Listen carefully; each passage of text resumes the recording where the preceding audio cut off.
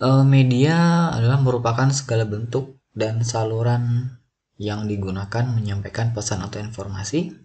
Kemudian ada juga yang mengatakan bahwa media adalah alat bantu apa saja yang dapat dijadikan sebagai penyalur pesan guna mencapai tujuan pengajaran.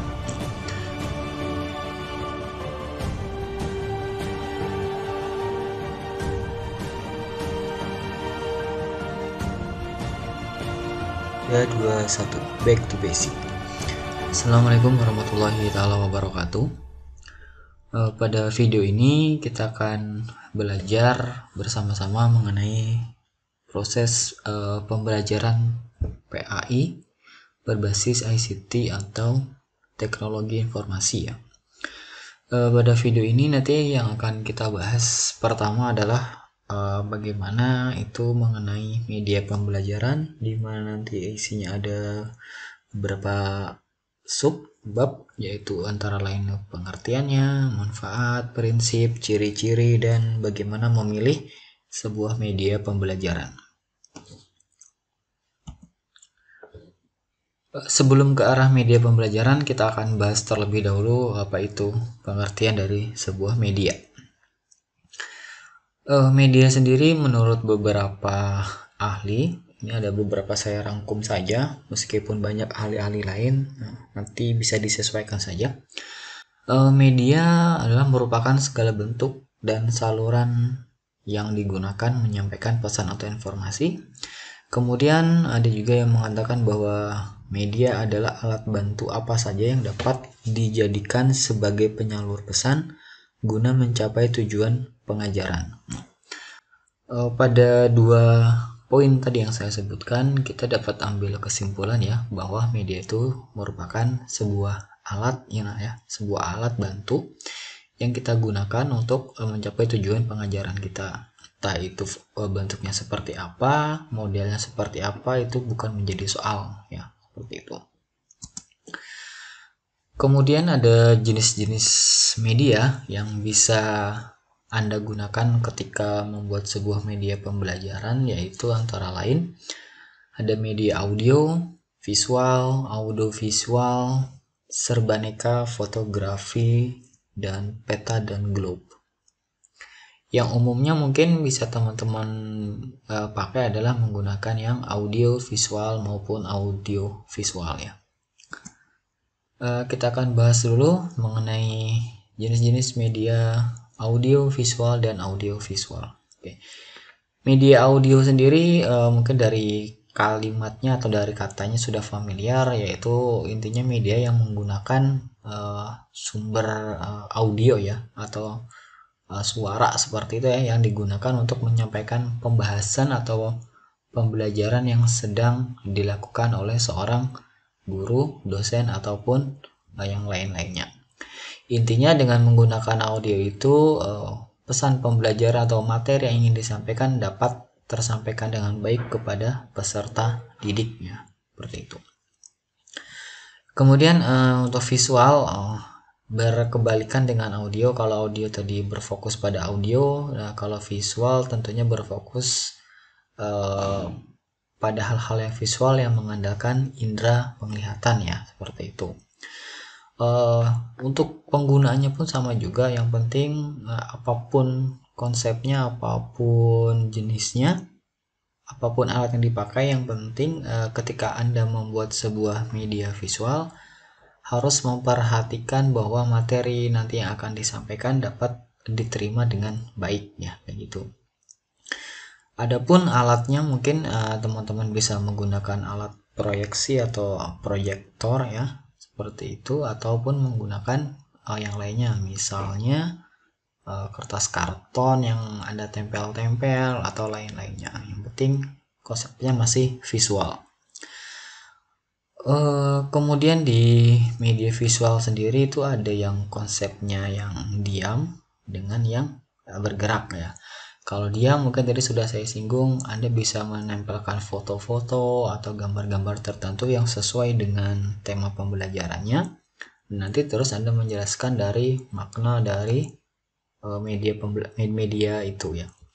Kemudian kalau yang bergerak itu umumnya hanya sebuah kayak film bergerak namun tanpa ada audio, jadi seperti film bisu ya. Kalau dulu mungkin nggak tahu sih generasi kalian pernah melihat atau enggak, itu contohnya kayak Mr. Bean. Mr. Bean itu kalau pernah Anda melihat videonya seperti itu ya, itu gambarnya menggunakan visual tapi tidak ada audionya, jadi hanya berupa gambar bergerak saja. Dia bisa memperagakan sesuatu namun tanpa ada mengeluarkan audio. Atau juga contoh lain misalnya kayak pantomim, itu hampir mirip ya. Nah, dia hanya visualisasi saja gambar gerak tanpa ada audio sedikit pun. Kemudian ada media audiovisual, tentunya adalah gabungan dari media audio dan visual yang sudah tadi dijelaskan ya. Ditinjau dari karakteristiknya, media audiovisual ini dibedakan menjadi dua, yaitu audio visual diam seperti TV dan media audiovisual gerak seperti film TV atau gambar yang bersuara. Nah, kira kayak gitu. Kemudian media serbaneka. Nah, media serbaneka ini disesuaikan ya dengan potensi di suatu daerah atau di sekitar sekolah atau di lokasi lain dari masyarakat tersebut. Nah, kita akan lihat di contohnya dulu sebelum kita bahas lebih lanjut.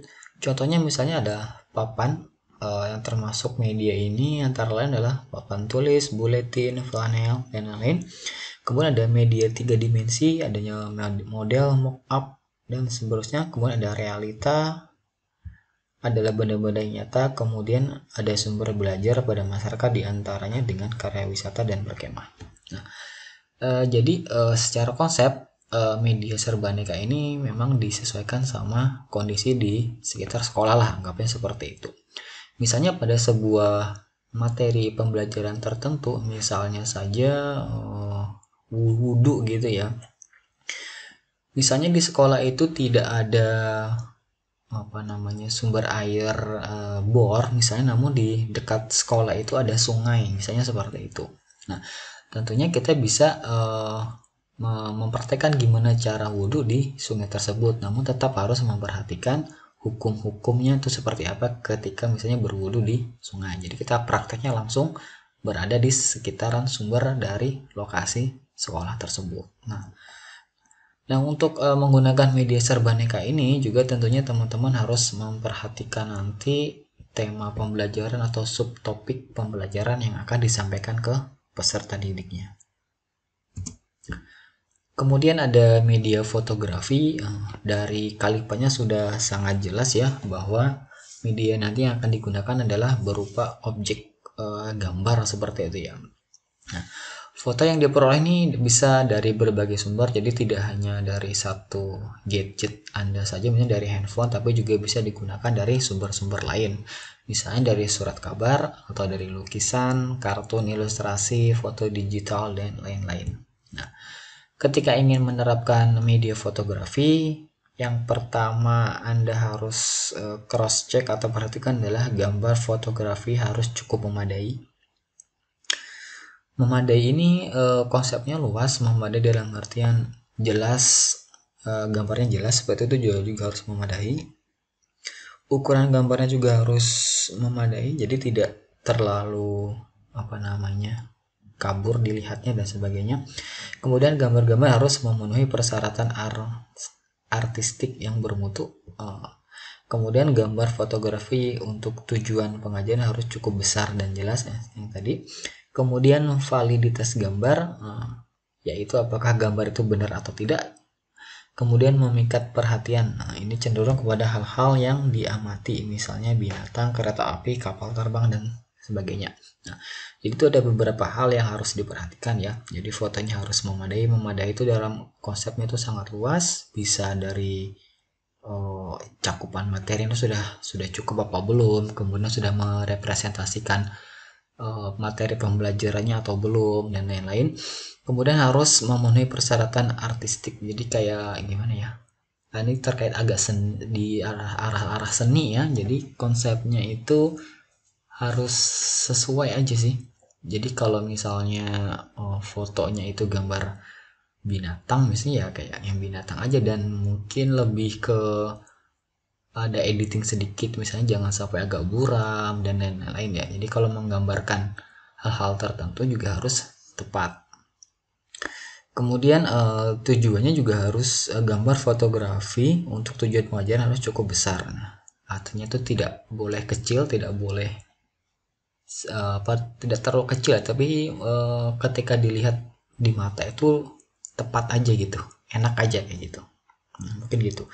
Kemudian valid, gambarnya harus merepresentasikan sumber yang sebenarnya, jadi bukan lagi mengandung hoax. Nah, ini misalnya salah satu contoh media fotografi. Ada gambar di kiri Anda dan gambar di kanan Anda ya, yaitu Tugu Monumen Nasional atau Monas.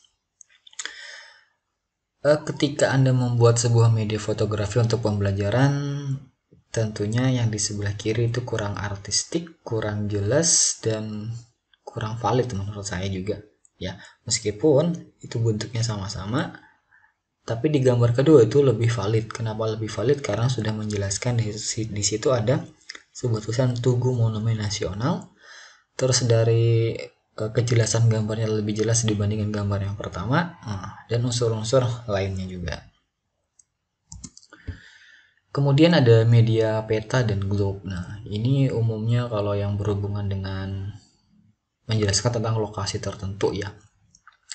Misalnya saja ketika Anda lagi memberikan pelajaran PAI misalnya tentang berhaji gitu ya, misalnya di mana sih letak Mekah misalnya dan sebagainya, kita bisa menggunakan peta dan globe untuk merepresentasikan lokasi dari misalnya Mekah itu di mana, Madinah itu di mana, dan lain-lainnya.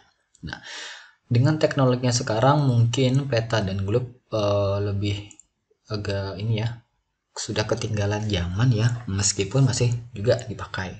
Nah, untuk menyiasatinya dengan penerapan teknologi sekarang itu sudah banyak sekali media peta yang berbasiskan IT. Misalnya di Here Maps atau Google Map atau Waze Map juga sudah ada. Nah, jadi tinggal nanti Anda memberikan tugas, di mana lokasinya, nanti silahkan misalnya peserta didiknya mencari di aplikasinya, kemudian nanti men-screenshot lokasinya dan mengirimkan kepada guru yang bersangkutan. Nah, itu bisa jadikan solusi.